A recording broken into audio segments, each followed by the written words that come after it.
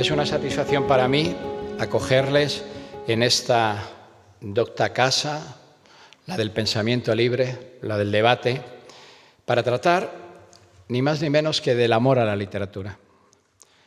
Como inspector de educación, puedo mantener que la lectura es la base para adquirir unas competencias básicas para el desarrollo personal y profesional de cualquier persona, como son la expresión y la comprensión orales y escritas. Por lo que este tesoro que se presenta hoy aquí lo es no solo para todo el profesorado de lengua y literatura, sino también para cualquier docente. Enhorabuena al autor, una gran satisfacción contar hoy con José Antonio Marina, que a lo largo de su trayectoria nos ha hecho descubrir muchas cosas importantes para la calidad de la educación. Muchas gracias a ustedes por su asistencia. Dejo en el uso de la palabra a Pilar Pareja. Muchas gracias.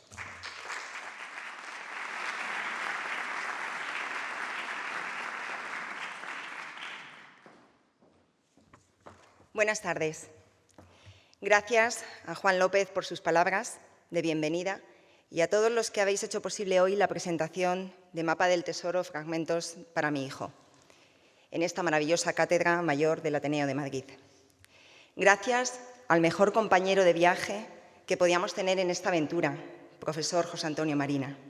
Y, por supuesto, gracias a Miguel Espinosa por ofrecernos Mapa del Tesoro, fragmentos para mi hijo, una obra que trasciende el simple acto de escribir y de leer. Además, no podíamos tener mejor escenario que esta Cátedra Mayor, para emprender este viaje tan especial, que no requiere ni maletas ni pasajes, tan solo nuestra atención y nuestra curiosidad. Miguel Espinosa Infante es un autor versátil y profundo, cuya pasión por las palabras comenzó en su adolescencia, cuando ganó ya un premio literario que marcó el inicio de su trayectoria creativa. Licenciado en Derecho, oficial de notaría, equilibra su rigor profesional con la sensibilidad literaria y es autor de varias publicaciones jurídicas. Este libro quizá deba leerse como Flaubert recomendaba a un amigo que se acercara a Montaigne. Él decía: no lo leas por diversión, no lo leas para instruirte, léelo para vivir. En Mapa del Tesoro, fragmentos para mi hijo, su faceta más íntima y reflexiva sale a la luz. Miguel muestra a su hijo los grandes pilares de la humanidad: la historia, la política, el arte, la música, la ciencia y la religión. Miguel nos invita a explorar en la búsqueda del sentido, el legado y el amor de un padre hacia su hijo. Este libro no es solo un conjunto de palabras, es un conjunto de pistas, de reflexiones, de recuerdos que en su conjunto aspiran a iluminar el camino de quien lo lee. Es un mapa hacia la vida, trazado con las coordenadas de la reflexión, de la experiencia y de la emoción. En un mundo donde la inmediatez parece dictarlo todo, Mapa del Tesoro nos propone detenernos, pensar y sentir. Nos recuerda que las palabras pueden ser faros y que las relaciones, como la de un padre con su hijo, son los verdaderos tesoros de esta vida. Miguel Espinosa nos ofrece fragmentos que invitan a ser descifrados, a dialogar con nuestras propias historias y a cuestionar nuestra manera de estar en el mundo. Y así le dice a su hijo: para mí, escribir esto ha sido una forma de comprender mejor la realidad, hijo. Ya ves, has tenido que nacer para que yo experimentara una doble necesidad: la de transmitirte lo que sé y la de saber más para hacerlo mejor. De modo que escribir esto es también, o sobre todo es, mi forma de darte las gracias, en mayúsculas, por haberme ensanchado el corazón y la mente. Y es que para transmitirte siquiera unas pocas palabras verdaderas, antes hay que aprender mucho, hijo mío. Ahora entiendo por qué José Antonio Marina aduce que escribir es su manera de aprender. Les invito a abrir el corazón, la mente, a dejarse llevar por este mapa singular que Miguel Espinosa y José Antonio Marina van a ir dibujando en este escenario, haciéndonos reflexionar sobre nuestras propias travesías. Por ello, Miguel, José Antonio, os invito a este escenario. Por favor.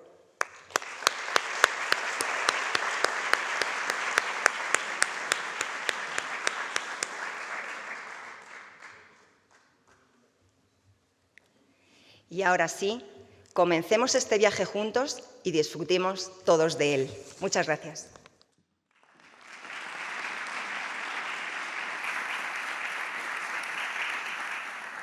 Gracias. Como creo que vamos a hablar algo de educación esta tarde, y a mí me educaron para ser agradecido, voy a empezar dando las gracias. Gracias al Ateneo, a Luis Arroyo, su presidente, que viene de camino, y a Juan López, su consiliario de Educación, porque han hecho posible la acogida en esta casa. Tengo que dar las gracias también a Rodrigo Álvarez de León, que viene de camino también. Tenemos a todos atascados en la carretera. Y también a Álvaro Galloso y a Santiago Satrústegui, de la consultora Avante Asesores, ellos saben por qué. Y tengo que dar las gracias sobre todo al profesor José Antonio Marina. Ahora hablaremos más despacio de él. Uno espera al ingresar en un santuario así que su lustre se le contagie por algún tipo de, aunque sea por algún tipo de ósmosis misteriosa. Entonces, si me notáis sobrepasado o desbordados por el brillo del entorno. Y, por supuesto, gracias al auditorio. Muchísimas gracias por estar aquí.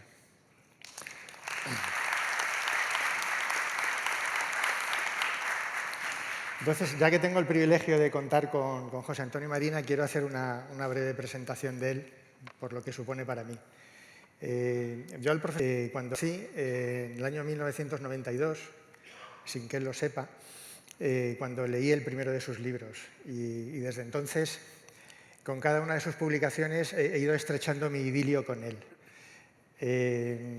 Porque el profesor lleva 30 años ilustrándonos sobre muchas cosas. Nos ha enseñado cómo funciona la inteligencia y cómo funciona la estupidez. Nos ha echado una mano con el laberinto sentimental. Ha construido un diccionario con nuestros sentimientos para que aprendamos a lidiar con ellos mejor. Nos ayuda a desenvolvernos en el rompecabezas de la sexualidad. También lleva todo este tiempo enseñándonos o advirtiéndonos cómo fracasan las sociedades. Y ha escrito últimamente una biografía de la humanidad y una biografía de la inhumanidad que todo ciudadano de la polis debería tener como lectura obligada y, desde luego, debería ser un libro de texto en nuestras facultades de políticas. También para los políticos, porque muchos no van a las facultades de políticas. Entonces, sin embargo, de él hay una cosa que me asombra todavía más, y es que es horticultor. A mí me asombra todavía más porque a mí se me mueren hasta las plantas artificiales. Entonces, lo sorprendente es que está intentando encontrar, creo que sigue en ello, no sé si lo ha logrado ya, una variedad nueva de berza que ha llamado la emperatriz de las jaras. Entonces, yo quería ver si hay alguna conexión particular, porque 30 años y 50 libros después, quería saber qué tiene que ver con la hibridación y la modificación genética de las variedades de berzas y el cultivo de una en concreto.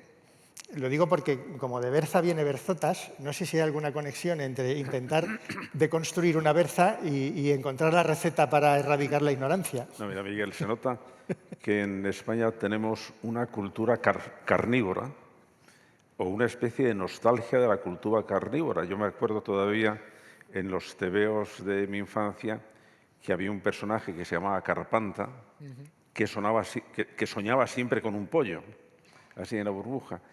Y esta especie de afán carnívoro hace que se tenga un cierto desdén por las plantas, porque la utilizamos. Te voy a dar calabazas, eres un melón, eres un berzotas, de manera que las plantas los vegetales casi los hemos utilizado como arma arrojadiza en vez de... Y sí, la emperatriz de las jaras está ya conseguida, pero con un problema. Porque yo pensaba, bueno, ahora les abro mi corazón, mi plan era conseguir que la registraran como variedad independiente. Eso tiene una ventaja. Si tienes una variedad independiente, digamos, toda reproducción de esa planta te tiene que pagar unos royalties. Mi segundo paso era a ver si convencía a los chinos para que se acostumbraran y se aficionaran a mi berza. Y entonces, claro, es que, Miguel, es que me iba a forrar, ¿eh? Pero los royalties de la literatura no. No, es que no lo he conseguido porque para que te la registren como una planta especie independiente, como una variedad independiente, tiene que cumplir una serie de requisitos, tiene que mantenerse todas las cualidades durante una serie de años. Y mi berza, pues es un híbrido de una berza muy antigua que había en Castilla, que se llama berza de asa de cántaro, y de la lombarda. Y el color rojo de la lombarda, ahora me explico por qué era el color anarquista, porque de cosecha en cosecha cambia de color, de manera que no consigo estabilizar el color de mi lombarda. Y claro, es un poco tragicómico decir que mi futuro está pendiente del color de una berza, pero esa es mi situación. Pero antes de seguir, Miguel, me gustaría explicar al público que, mira, yo después de dedicar tantos años al estudio del alma humana, pues la verdad es que la entiendo cada vez menos, porque con el frío que hace hoy, que hayan venido, tienen ustedes mucho mérito.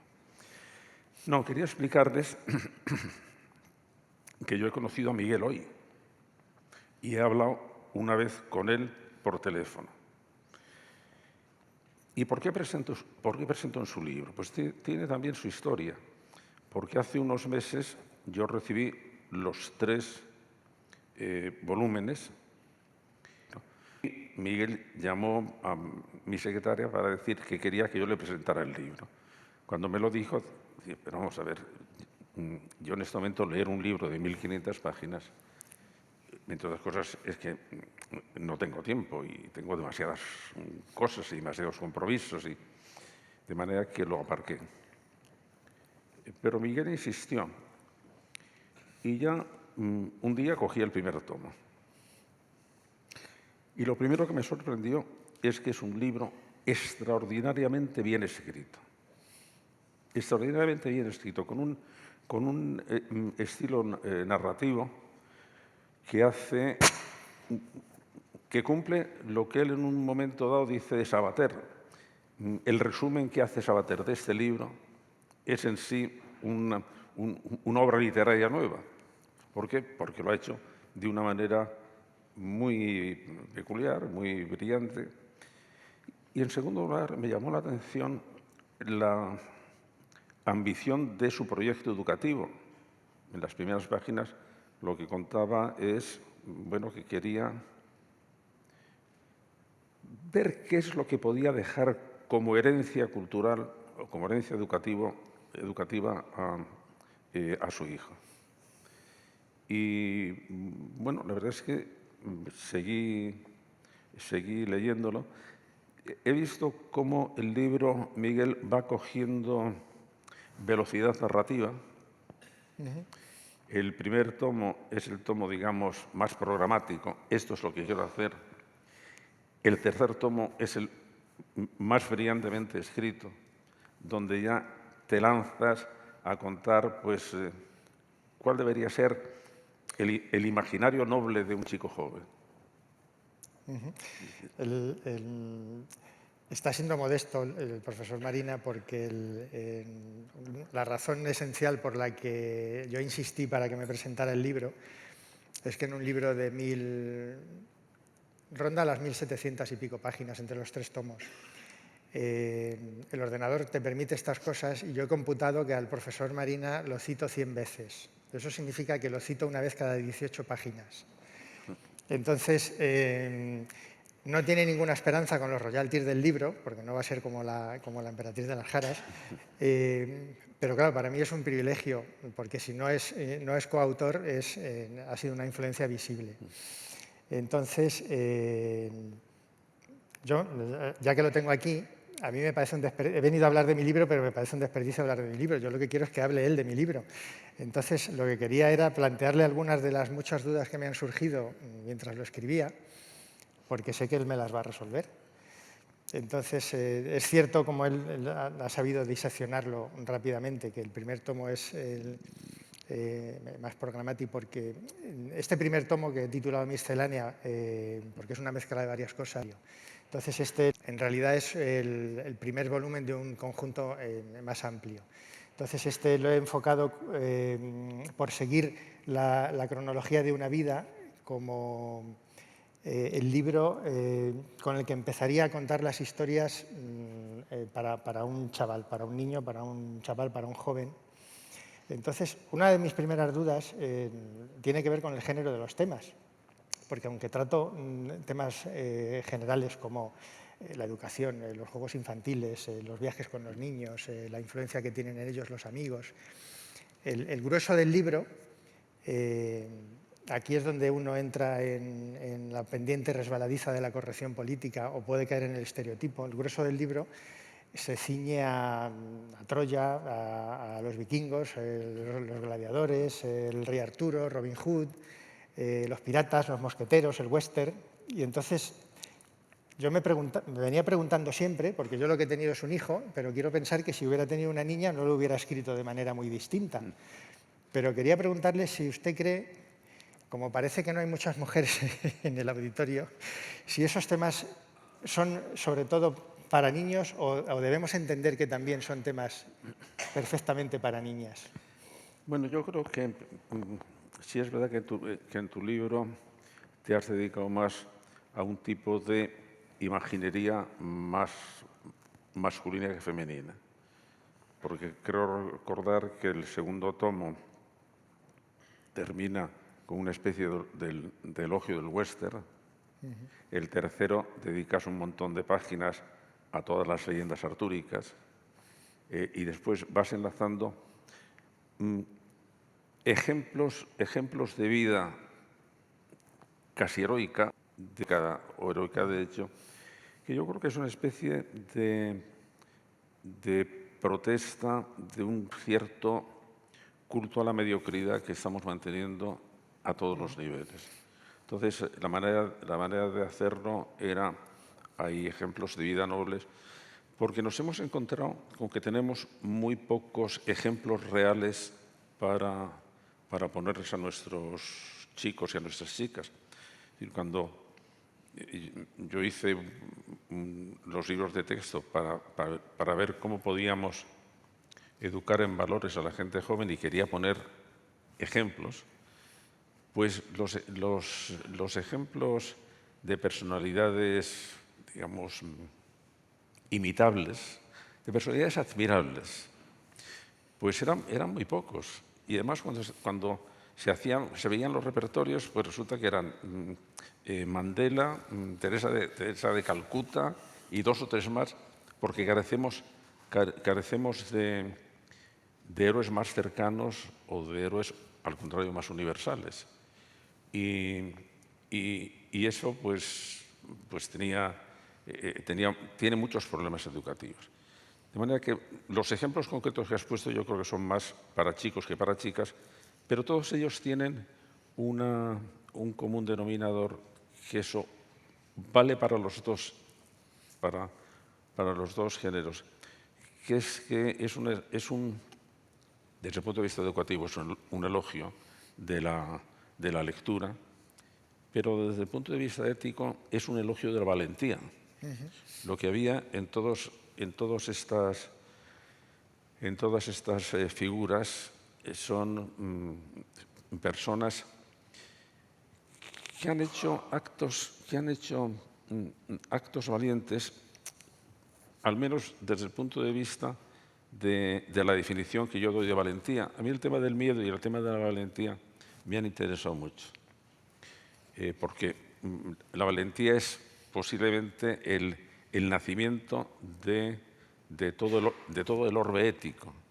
Es definida como la valentía consiste en hacer, a pesar de las dificultades, lo que crees que debes hacer. He dicho que valentía. Por eso, yo creo que lo citas, siempre he dicho que la pereza es un tipo de cobardía. ¿Por qué? Porque no hago esto porque es pesado. Y entonces ese mensaje de una vida resuelta, de una vida ascendente, ese sí vale para chicos y para chicas. El problema de los modelos a ofrecer a nuestros hijos, claro, es una constante en el libro, porque la preocupación continua de los padres en la atmósfera cultural en la que se están criando nuestros hijos muestra que hay mucha dificultad en los modelos a ofrecerles. Es decir, entiendo que es una responsabilidad nuestra que sepan que los modelos que tienen a su disposición no son solo los de las redes sociales o los de la tele, sino también los de los maestros del pensamiento, de las artes, de las ciencias.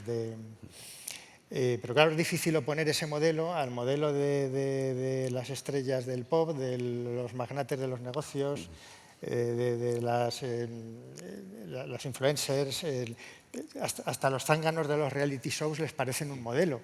Entonces es complicado. Y ahora se habla mucho de la descapitalización cultural de los jóvenes. El otro día leía en un suplemento cultural una encuesta sobre si ya no es sexy ser cultureta. Pero claro, nos encontramos con un entorno en el que tenemos políticos que dicen que las reglas ortográficas son un signo distintivo de clase y por tanto son discriminatorias. Y nos encontramos quien quiere hacer de los programas de telerrealidad o de cotilleos una especie de cultura popular. Entonces, otra pregunta es, ¿no estamos confundiendo cultura con índices de audiencia? Es decir, bueno, sí, desde luego, pero el problema está en que hay una cosa que ahora no tiene realmente, es una expresión que ha perdido su sentido. Antes se decía como un elogio, esta es una persona culta. Y ahora esa palabra ha perdido su significado. A mí un asunto que es lo que hay de fondo en el libro tuyo es, vamos a ver, qué es lo que deberíamos transmitir, en este caso a la generación siguiente y concretamente a tu hijo, pero eso sí que es universalizable. ¿Qué es lo que deberíamos transmitir de todo lo que hemos hecho? ¿Qué deberíamos transmitir en un momento en que lo que estamos, por ejemplo, insistiendo dentro de los modelos educativos es el descrédito de la historia y una especie de elogio descontrolado a la invención? Es decir, es como si las dos cosas fueran contrarias. No, tienes que inventar cosas. Pero bueno, eso ya lo decía Ortega y posiblemente lo dijo en un escenario como este. Para tener mucha imaginación hay que tener mucha. Entonces, entonces esa idea de que la espontaneidad es creativa, entonces mi burro que pega unas coces maravillosas debe ser muy creativo, porque es desde luego muy espontáneo. Ahora, en este momento, en todo el mundo, no solo aquí, en todo el mundo, hay un estado de alarma educativa en el sentido de que nos damos cuenta de que todo va a cambiar muy rápidamente y que debíamos preparar a nuestra gente joven para el futuro, y al mismo tiempo una tremenda confusión, no sabemos lo que hay que enseñar. He traído un texto de una persona que es Vinod Khosla, que fue el fundador de Sun Microsystems, es decir, es uno de los grandes creadores de todo el sistema informático, de toda la programación informática. Y en un artículo que dice, que es sobre el humanismo, dice lo siguiente: ¿debe un francés estudiar francés? Sí, porque vive en Francia. Pues si vivimos en el mundo computerizado, también hay que estudiar computación. Aunque Jane Austen y Shakespeare puedan ser importantes, hay muchas otras cosas que son con mucho más relevantes para formar a un ciudadano inteligente que aprenda continuamente y a un ser humano más adaptable a un mundo cada vez más complejo. Bueno, pues tenemos que decir si esto es verdad o no es verdad. Ahí tú tu tesis es clarísima, no es verdad. Sí, mi apuesta es todo al 15 Ya. a la transmisión de la cultura tradicional. Claro, pero entonces lo que me ha interesado de tu libro es, bueno, que haces una defensa de que eso no es verdad y que a continuación te decides a ver, ¿y yo qué le enseñaría? Tú me has dicho que la continuación va a ser que le enseñaría o qué debería conocer. En realidad es un tratado como los tratados de educación antiguos, que era ad usum Delphinis. Es Claro, decir, ¿qué? es la educación del príncipe, digamos. Efectivamente. ¿Qué debería saber? Es que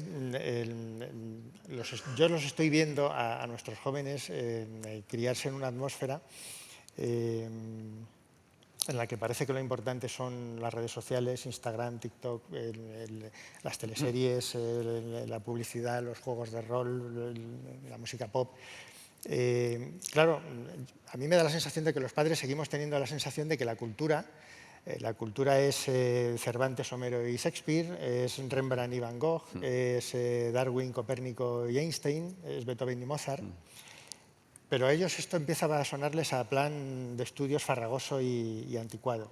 Y yo recuerdo que un sociólogo como Vicente Verdú ya nos advertía hace unos años y nos decía, nos encontramos derramando lágrimas porque nuestros hijos no cogen un libro y esas lágrimas nos están impidiendo ver todo lo que para ellos embulle ahí fuera. Es decir, y él hablaba pues desde el rap hasta el graffiti, las performances y los happenings, el net art, las narrativas transmedia, etc.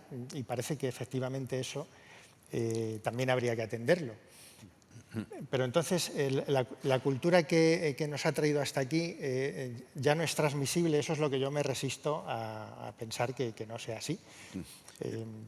En este libro, que eso que hace el libro además tan ameno y tan divertido de leer, tú coges como eje de transmisión las historias. Es decir, lo que quieres es contar historias a tu hijo. Sí. Entonces, al contar historias a tu hijo, pues lo que haces es, voy a elegir qué historias en cada momento de su evolución pueden resultarle más atractivas y pueden resultarle también más educadoras. Había una cosa que decía Ortega, todos los niños debían leer la Ilíada. No, tú decías otra cosa distinta, todos los niños debían leer una adaptación infantil de la Ilíada. Y entonces yo lo que voy a hacer es, voy a contarle la Ilíada a tus Delfines. Y es ahí donde realmente lo haces muy bien, porque es tanto que yo creo que debías pensar en, o bien en sacar esos fragmentos, o bien en hacer una especie de fragmentación, de esas historias y hacer un libro de lectura, ¿sabes? Pero no un libro de los originales, Ya. porque el libro de los originales, yo he sido, y en eso también estaba de acuerdo, en que con Ortega, que hay que expulsar al Quijote de la escuela. ¿En qué sentido? La insistencia que tenían, por lo menos en mi tiempo, de que desde la escuela primaria teníamos que leer el Quijote, eso lo único que ha demostrado es que todo el mundo en España sabía la primera frase del Quijote, pero no pasaba de la primera frase. Entonces, está claro que los niños y las niñas, que eso que tienen que leer libros de aventuras. Yo en eso también soy muy militante porque en el libro hablamos de educación, hablamos del colegio, hablamos del libro de texto, de los libros de texto y hablamos de literatura. A mí me parece que la literatura siempre ha encontrado el mismo problema. Es decir, la literatura es evidente, para mí en particular la literatura y la ficción, por la influencia que tiene en la vida de todos.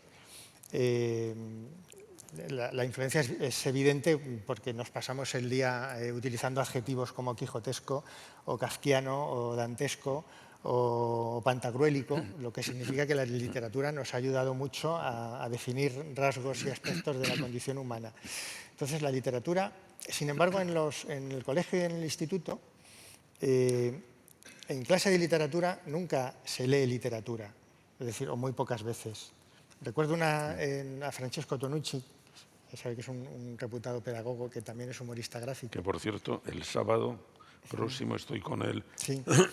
en un acto aquí en Alcobendas, una sesión educativa que tenemos. Pues Tonucci retrataba la enseñanza de la literatura en 2 viñetas. Entonces, en la primera viñeta aparecía el profesor y se dirigía a los alumnos y les decía: bien, del libro que habéis leído, quiero una ficha de los protagonistas, un resumen del primer capítulo y 10 palabras difíciles. Barbilla, pues, en la siguiente viñeta aparecía una alumna resignada, con la barbilla apoyada en la mano y el codo en la mesa, y murmurando para sí. Y pensar que me había gustado. Entonces, ¿por qué en clase de literatura, en vez de leer literatura, nos dedicamos a los elementos periféricos, a la biografía del autor, al análisis estructural, a las fuerzas sociales, económicas y políticas que condujeron a su aparición? ¿No sería mejor en clase de literatura leer las obras?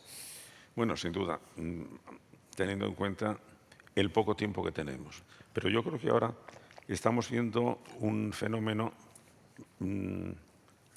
Los alumnos en primaria leen bastante y dejan de leer en secundaria. Y dejan de leer en secundaria porque entonces hemos relacionado la lectura con la historia de la literatura y son 2 cosas distintas. La historia de la literatura, en caso de que haya que estudiarla, como tal historia de la literatura, y no como una evolución de la necesidad de expresar que tiene el ser humano. Es decir, lo que estamos olvidando, y yo por lo menos en mis últimas cosas vuelvo a insistir a ello, es que todas las creaciones culturales, todas, responden a un problema, responden a una necesidad. Y si no comprendemos qué necesidad es la que intenta resolver, no entendemos nada. Es decir, este vaso responde a un problema. ¿Cuál? ¿Cómo puedo mantener el agua en un recipiente? Esta mesa responde a un problema. ¿Cómo mantengo los objetos a una distancia del suelo? Esta sala, pues lo mismo, responde al problema de cómo albergarnos y en este caso concreto responde al problema de cómo poder unir a la gente para un proceso educativo. De manera que en todas partes todo lo que hacemos resuelve un problema y eso es lo que hay que hacer comprender a nuestros alumnos. Pero ¿y por qué la gente cuenta historias? ¿Y por qué la gente cuenta historias de distinta manera? ¿Y por qué unas veces las cuenta mejor o las cuenta peor? Había un famoso profesor de filosofía en la Sorbona, Chambal, que contaba que un día había explicado a sus alumnos que eran ustedes de cuando estaban en el bachillerato, las aporías de Zenón de Elea, que era el veloz Aquiles nunca podrá alcanzar a la lenta tortuga, y lo explicaba. Y él estaba muy satisfecho porque había hecho una refutación de las aporías de Zenón muy brillante. Y bueno, pero mi satisfacción desapareció cuando un alumno se levantó y me dijo: señor profesor, he entendido perfectamente su refutación, lo que no he entendido es el problema. Y entonces pues se acabó todo eso. Nosotros cuando decimos tenemos que leer, pero no explicamos muy bien por qué tenemos que leer una enorme. Porque cuando damos como razón porque leer te va a producir una enorme diversión, en el momento que el alumno te dice pues a mí me divierte más ver un telefilme, se acabó la discusión. No es en ese registro donde tenemos que estar. Es decir, cuando tenemos que explicar por qué la lectura es importante, es porque utiliza la palabra, no porque despierte emociones. En mi época era muy fácil leer porque era el único modo que teníamos de poder suscitar emociones controladas. Íbamos al cine, en todo caso, una vez al mes, una vez a la semana, no había televisión, pues lo único que teníamos era la lectura.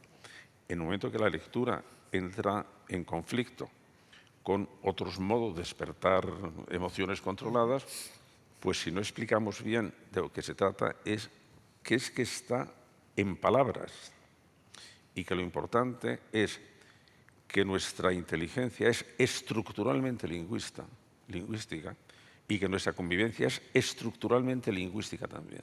y que por tanto lo que estamos hablando aquí es lo que está incidiendo en nuestra manera de pensar, en nuestra manera de sentir y en nuestra manera de convivir. Pero en determinadas fases educativas del programa educativo de la escuela, no deberían entrar ahí, ahí cumple su papel la disciplina. Es decir, yo sé que usted ha dicho, cuando habla del poder y de las autoridades a las que se les concede, en el ámbito educativo, a la pregunta de hay que imponer determinadas cosas, hay que establecer cierta disciplina en estas materias, usted responde sí, la coacción es admisible en la medida en que amplíe las posibilidades de los menores. Claro. Entonces yo en la escuela nunca he entendido por qué el argumento para no obligar a los alumnos a leer es que el amor a la literatura no se inculca imperativamente y sin embargo sí inculcamos imperativamente la física, la química, las matemáticas, la historia. Es decir, ¿por qué me obligan a estudiar ecuaciones y no me obligan a leer la Celestina? Sí, pero eso ya sabes, Miguel, que forma parte de una confusión todavía más amplia. Cuando hablamos, en la polémica que hubo, que todavía sigue enfrentando el mundo de las humanidades y en el ABC Cultural, yo estuve muchos años colaborando en el ABC Cultural. Y el ABC Cultural, cuando lo dirigía Blanca Berasategui y Luis María Anson, tuvo una ocurrencia que no siguieron los demás culturales, los demás suplementos culturales, y que incluso miraron esta ocurrencia con un cierto desdén, porque en el suplemento cultural incluían una sección de ciencia. Entonces, no, esto es ciencia, esto no es cultura, la cultura es la literatura, el cine, el teatro, pero la ciencia no. Entonces se ha producido una especie de división cultural entre las ciencias, que es la cultura, entre comillas, el arte y la literatura, que es la cultura, entre comillas, y la ciencia, que es otra, que es otra cosa. Entonces hubo un manifiesto de científicos diciendo, vamos a ver, ustedes nos parece que para un científico esté bien formado, pues tiene que saber quién es Shakespeare y conocer a Shakespeare. Nosotros decimos que para una persona sea culta realmente, tiene también que conocer las ecuaciones de Maxwell. ¿Por qué? Porque todo eso forma parte de la cultura. Y yo creo que ahí es, por eso cuando me has dicho que vas a seguir y que este libro, que está dedicado más al tema de las historias y al tema más literario, se va a prolongar con otro dedicado a la ciencia o a la historia o a la política, naturalmente, es que todo eso es la cultura. Y que todo eso es la cultura, pero me parece bien que el primer tema esté dedicado más a la literatura. ¿Por qué? Porque esa es la puerta de la cultura. Sí, porque pues parecen las historias a las que los niños son claro, proclives. Sí. Los primeros contactos con la cultura. Sí. Para... El gusto por, claro, a todos los... Bueno, es una de las constantes universales. El gusto por escuchar historias y por contar historias es literalmente una conciencia universal. Uno de mis maestros en psicología, que era un psicólogo americano realmente muy innovador, que era Jerome Brunner, decía que que nuestra inteligencia tiene dos grandes dominios. Uno, el dominio del concepto, y otro, el dominio de la narración. Y de hecho, nuestra memoria es narrativa. Nosotros recordamos muy bien las historias y además contamos historias continuamente sobre todas las cosas, o nos contamos historia sobre todas las cosas. De manera que ahí es la manera que tenemos de articular conceptos, la manera primaria ha sido mediante un tipo de narración. Y yo creo que es un hallazgo lingüístico en que la palabra argumento significa dos cosas. Es una historia y una demostración. De manera que son las dos cosas, porque las dos cosas son discursos. Y en el discurso es como vamos cómo vamos contando las historias. Y los niños cuentan muchísimas historias. Sí, para mí la constante del libro es la transmisión de la cultura en modo relato. Es decir, Claro. sabemos desde siempre, debe ser por esa dimensión narrativa que tiene nuestra neurología, que el mejor modo de entender un mensaje es un relato. Hasta los políticos dicen ahora que no hay que dejar que el adversario se apodere del relato. Pero llevamos transmitiendo conocimientos en miles de años a través de mitos, de fábulas, de las consejas de las abuelas, los cuentos alrededor de la lumbre, los refranes. En fin, un refrán no deja de ser un microrrelato. Bueno, Y esa es la forma en la que entiendo que se transmite mejor y que a ellos les llega más. Entonces, enlazando con quizá los nuevos soportes en los que se transmitan los relatos, Jorge Volpi, que acaba de publicar una historia de la ficción monumental, proponía abandonar el anacronismo de enseñar literatura tal como se está intentando enseñar a nuestros chavales y a nuestros jóvenes y sustituir la clase de literatura por clases de ficción. Y entonces él entiende que lo que los maestros deberían enseñar es a los chavales a circular con naturalidad, desde las teleseries a los relatos, del anime y los videojuegos al cine de autor y a la danza y a la ópera. No. Sería una manera de adaptar la cultura que creemos que es transmisible y que sigue siendo necesaria a la forma en la que ellos lo captarían ahora. Sí, pero eso tiene para mí un problema. Que insista demasiado en la literatura, porque es que lo que la literatura tiene es un tipo de ficción, pero que se diferencia de otras ficciones que a ti te han interesado mucho porque dedicas muchísimas páginas, que es, por ejemplo, la ficción cinematográfica. Entonces, ¿cuál es la diferencia? ¿Por qué no vamos a dedicar a hacer que los chicos, en vez de leer, no vean más cine? O no vean cine. Porque el mundo de la ficción en el cine es absolutamente apabullante, es absolutamente fascinante. ¿Qué es lo que tiene la literatura? La literatura es más difícil. Leer es más difícil que ver una película. Y por eso la gente prefiere ver películas a leer. Leer, incluso desde el punto de vista neurológico, tiene una complejidad realmente grande que además tienes que dominarlo. El problema que tenemos es en la educación, y esto es específico de la educación primaria, es que mientras los niños no dominen muy bien todos los mecanismos de la comprensión lectora, no les puede interesar una lectura. ¿Por qué? Porque es trabajosa. Es que ver cómo un niño aprende a leer, pues es una tarea muy esforzada. Pero yo creo que lo importante no es la ficción, es decir, el contenido, lo que se está contando. Lo importante es que está expresado en palabras.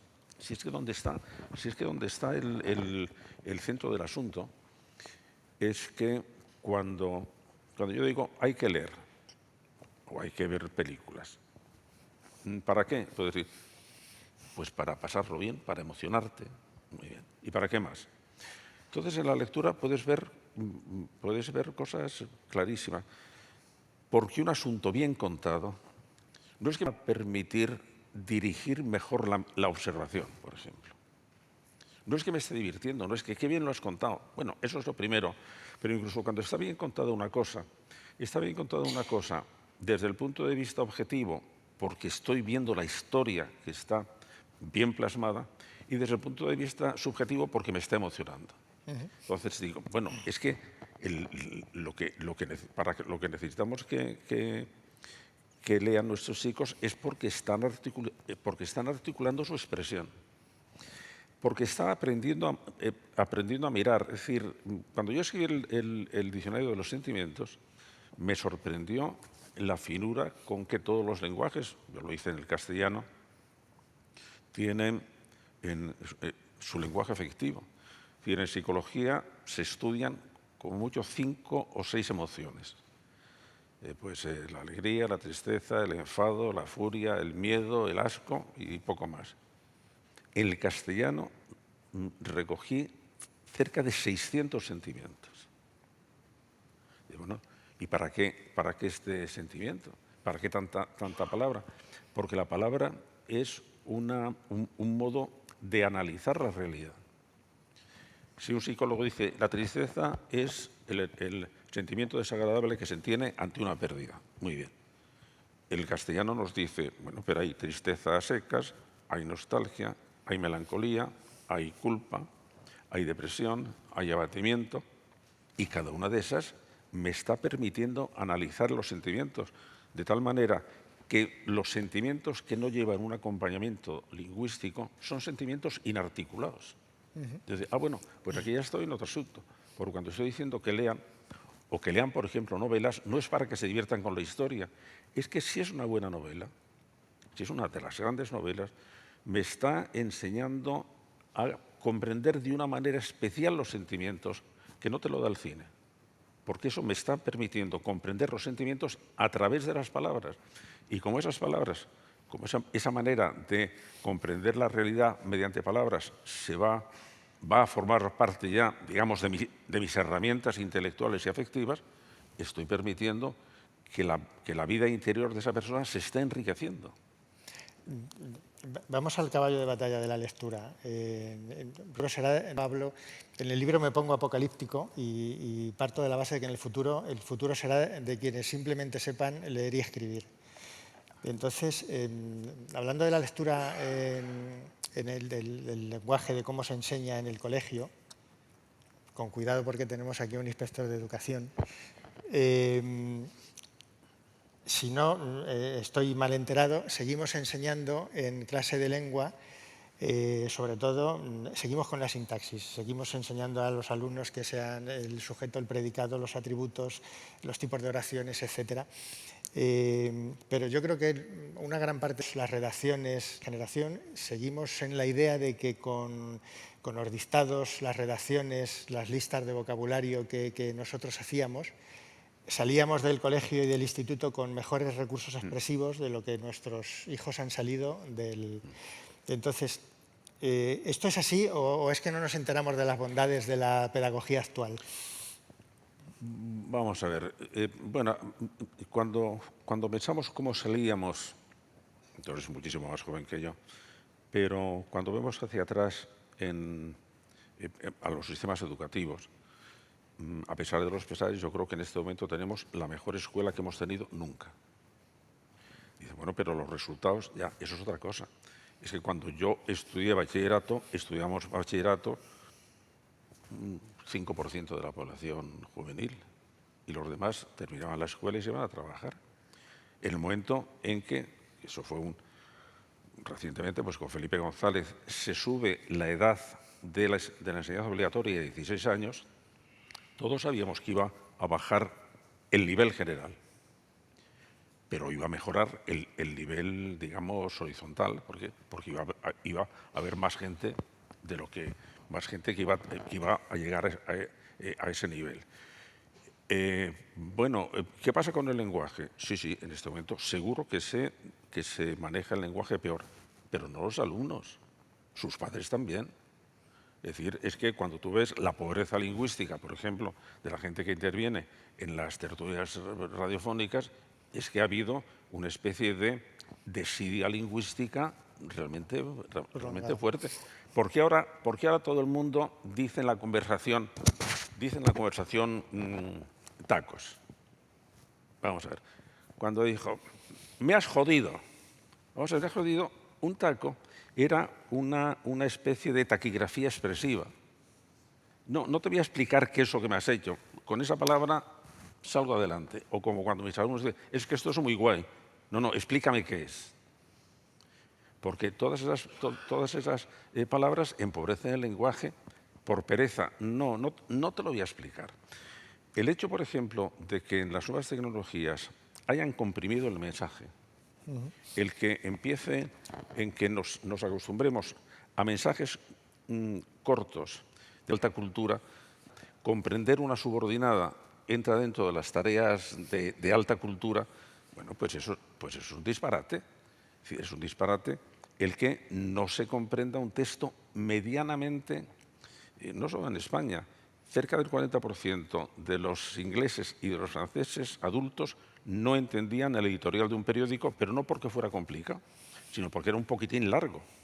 Estamos empezando a no soportar una redacción, un texto que pase de las 20 líneas, porque nos hemos acordado a 140 caracteres. Y esa especie de dificultad de comprensión, eso sí que es un problema serio. Sí. Pero lo que decías tú, los currículos de lengua en nuestro país, y en casi todos, pero en nuestro país especialmente, había literalmente que prohibirlos. No. Eso no vale la pena. No vale la pena, por ejemplo, que estemos todavía haciendo unos análisis de análisis sintácticos, pero análisis sintácticos